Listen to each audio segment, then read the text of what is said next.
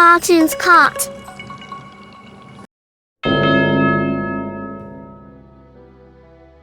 एक समय की बात है।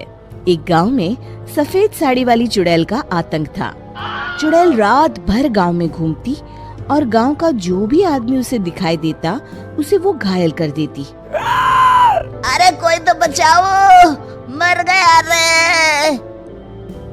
एक रात हरिया अपने खेत से अपने घर लौट रहा था कि तभी अचानक उसके सामने चुड़ैल आ जाती है। अरे बाप रे, ये चुड़ैल कहाँ से आ गई? आज तो मैं गया काम से।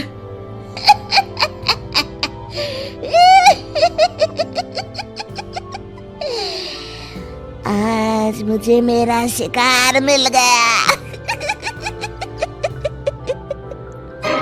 अरे चुड़ैल दीदी, मुझे छोड़ दो। जैसे ही चुड़ैल हरिया की तरफ बढ़ती है, हरिया वहाँ से भाग जाता है और अपने घर के दरवाजे पे पहुँचता है। अरे भगवान, जल्दी से दरवाजा खोलो, मेरे पीछे चुड़ैल पड़ी है। हरिया की पत्नी जल्दी से दरवाजा खोल देती है। अरे आप इतना हाफ क्यों रहे हैं? अरे मेरे पीछे चुड़ैल पड़ी है, आज तो मैं बाल बाल बच गया। जल्दी से सभी दरवाजे और सभी खिड़कियों को बंद करके बत्ती बुझा दो। तभी चुड़ैल हरिया के घर के पास पहुंच जाती है।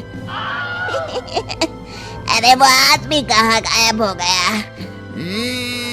मैं भी देखती हूँ आखिर कब तक बचेगा। मैं अपने शिकार को इतनी आसानी से नहीं छोड़ती। इतना कहकर चुड़ैल वहाँ से चली जाती है। वहीं दूसरी तरफ हरिया और उसकी पत्नी दोनों अपने घर की खिड़की से ये सब देख रहे होते हैं। अरे बाप रे, ये तो बड़ी डरावनी चुड़ैल थी। अगले दिन ये बात आग की तरह पूरे गांव में फैल जाती है और धीरे धीरे लोग चुड़ैल के डर के मारे शाम होते ही अपने घरों से बाहर निकलना बंद कर देते हैं। कुछ दिनों के बाद भाई, मैंने तो इस चुड़ैल के डर के मारे रात को अपने खेतों को पानी देना बंद कर दिया है। कहीं मेरी फसल सूख गई तो मैं तो कहीं का नहीं रहूंगा। साहूकार का कर्जा कैसे चुकाऊंगा? अरे भाई, पूरे गांव वालों का यही हाल है। पता नहीं ये चुड़ैल हमारे गांव में कहां से आ गई। फिर एक दिन गांव के पास वाली नदी के किनारे एक बहुत बड़े तांत्रिक के आने की बात कुछ गांव वालों को पता चलती है। वो लोग जाके ये बात गांव के मुखिया को बताते हैं। मुखिया जी, नदी के किनारे एक बहुत ही पहुंचे हुए तांत्रिक बाबा आए हैं। हमें उनसे मदद मांगनी चाहिए। मैंने सुना है वो बड़े बड़े भूतों और चुड़ैलों को अपने वश में कर लेते हैं। मुखिया जी सभी गांव वालों को लेकर उस तांत्रिक के पास पहुंच जाते हैं।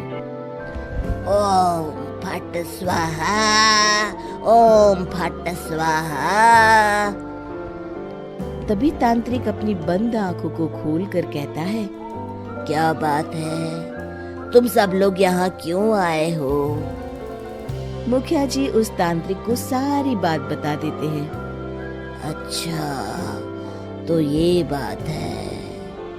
और तांत्रिक अपनी आंखों को बंद कर लेता है। मैं देख रहा हूँ तुम्हारे पूर्वजों ने बहुत पाप किए थे, जिससे ये गांव अब श्रापित हो चुका है। उसी के फल स्वरूप तुम्हारे गांव में चुड़ैल आई है। ये चुड़ैल बहुत खतरनाक है, ये किसी को नहीं छोड़ेगी। हे भगवान, मर गए रे, अब क्या होगा? तभी गांव के मुखिया जी कहते हैं, बाबा, इस चुड़ैल से हम सबको बचा लीजिए। कोई तो उपाय होगा। इसका सिर्फ एक ही उपाय है। सभी गांव वालों को बारी बारी हर दिन अपनी आधी फसल उस पहाड़ी के ऊपर बनी काली गुफा में छोड़ के आनी होगी। तभी उस चुड़ैल की भूख मिटेगी और श्राप का प्रभाव खत्म हो जाएगा और तुम सब जिंदा बच जाओगे। सभी गांव वाले उस तांत्रिक की बात को मान लेते हैं और वहां से चले जाते हैं।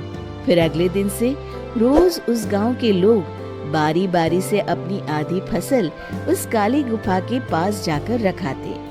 कुछ दिनों बाद हरिया की बारी आती है। बाप रे, आज तो मेरी बारी है उस काली गुफा में जाने की।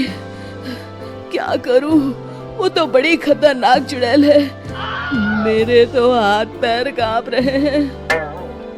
फिर हरिया डरते डरते अनाज की बोरियां अपनी बैलगाड़ी में लाद देता है। तभी हरिया की पत्नी उससे कहती है, देखो जी, संभल के जाना और किसी भी हालत में शाम होने से पहले वापस आ जाना। उस चुड़ैल का कोई भरोसा नहीं है जी। हरिया बैलगाड़ी में बैठते हुए कहता है, भगवान, मैं क्या वापस आऊंगा? लगता है अब तो मेरी खबर ही आएगी।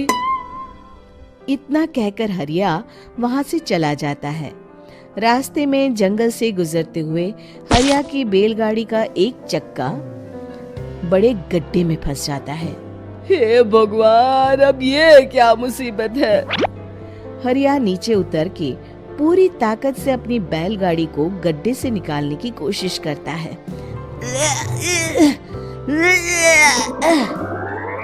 बहुत देर मेहनत करने के बाद हरिया की बैलगाड़ी उस गड्ढे से बाहर निकल जाती है। हे भगवान, अब तो शाम होने वाली है। आज तो मैं गया काम से।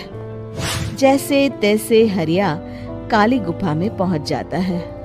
अरे मर गया रे, यहाँ तो चारों तरफ डरावना माहौल है। मैंने यहाँ आने में बहुत देर कर दी, कहीं चुड़ैल नाराज ना हो जाए। हरिया अनाज की बोरियां वहां रख के जैसे ही जाने लगता है, तभी उसे किसी के आने की आवाज सुनाई देती है। हरिया एक कोने में छुपकर अंदर देखने लगता है। चुड़ैल वहां आती है और फिर अपने चेहरे से नकली चुड़ैल का मुखौटा निकाल देती है। हरिया ये देख के हक्का बक्का रह जाता है। तभी चुड़ैल कहती है, भैया यहाँ आना। आज तो बहुत अनाज आया है, इसे मिलाकर अब हमारे पास ढेर सारा अनाज जमा हो गया है। कल ही हम इसे शहर में बेच आएंगे और माला माल हो जाएंगे। तभी अंदर से नदी के किनारे वाला तांत्रिक बाहर आता है। अरे, ये तो तांत्रिक बाबा है। हाँ, अब तो हम दोनों की जिंदगी मजे में कटेगी। गांव वालों को बेवकूफ बनाना इतना भी मुश्किल नहीं था। लोग तो तुम्हें सच में असली चुड़ैल समझते हैं। हाँ, तुमने सही कहा। अब ये गांव वाले चुड़ैल के डर से जिंदगी भर इस काली गुफा में अनाज पहुंचाते रहेंगे। अच्छा, तो ये बात है। ये दोनों पूरे गांव वालों को बेवकूफ बना रहे हैं। अभी जाकर सबको बताता हूँ।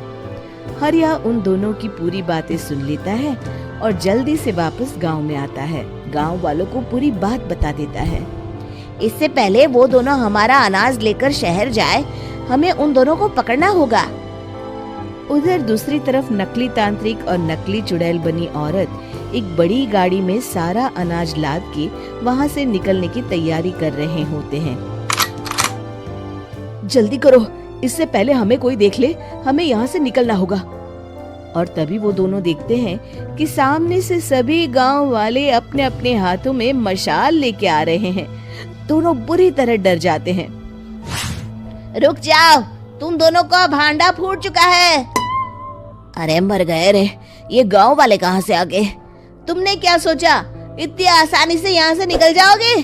ये अनाज हमने अपने खून पसीने से दिन रात खेतों में मेहनत करके उगाया है। दोनों मुखिया जी के पैरों में गिर जाते हैं। हमें माफ कर दीजिए, हम दोनों एक नंबर के कामचोर हैं। बिना मेहनत किए पैसे कमाना चाहते थे। हाँ, अब हम आगे से मेहनत मजदूरी करके पैसे कमाएंगे। हमें कुछ मत करना, हमें छोड़ दीजिए। इतना कह के दोनों गांव छोड़ के भाग जाते हैं और सभी गांव वाले फिर से खुशी खुशी रहने लगते हैं। शिक्षा, तभी तो कहते हैं कि किसी भी समस्या का समाधान केवल सूझबूझ से ही करना चाहिए और कभी हिम्मत नहीं हारनी चाहिए। दोस्तों, हमें उम्मीद है कि आपको हमारी ये कहानी पसंद आई होगी। कृपया हमारे चैनल को सब्सक्राइब करें और सभी अपडेट्स के लिए बेल आइकन जरूर दबाएं। और हाँ, वीडियो लाइक और शेयर करना मत भूलिएगा। Bye bye.